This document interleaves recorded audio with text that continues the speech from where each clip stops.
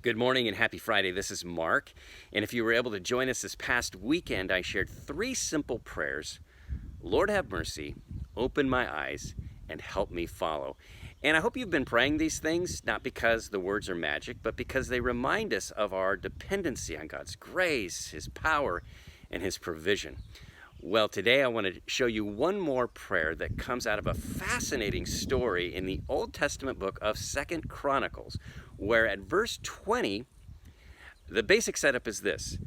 3 enemy nations have combined to attack Judah, and Judah's king, a guy named Jehoshaphat, first he tells everyone in Judah to pray and ask for God's help, and then they all gather together in Jerusalem, where when Jehoshaphat faces this huge crowd of terrified people, instead of saying, hey, don't worry, we got this, instead he says, we don't got this. This army is too big, too powerful.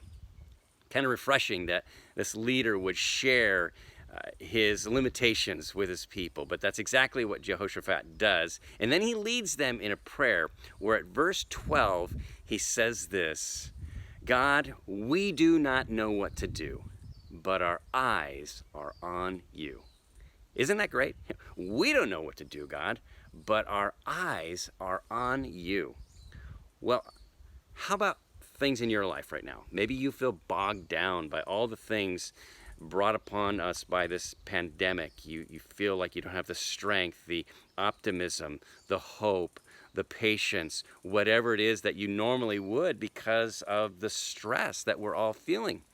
Well, what a relief to know that we can bring these things and lay them at God's feet, saying, Lord, I don't know what to do, but my eyes are on you. In fact, I'm going to encourage you to do just that right after this video, to pray, I don't know what to do with this thing, Lord, this relationship, this problem, but my eyes are on you.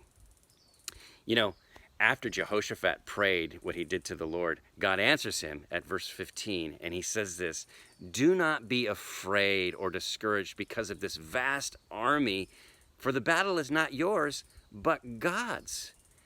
And that same God is with us today. What's too big for us is never too big for Him. So again, may this give you much peace and encouragement today. And I also invite you to join us this weekend as we celebrate all of our moms. We're also going to have wonderful music, worship, and a message that will fill you with hope. So be sure to join us for our live stream Saturday night at 6 p.m., Sunday morning at 9 and 10:45. Until that time, God bless and be well.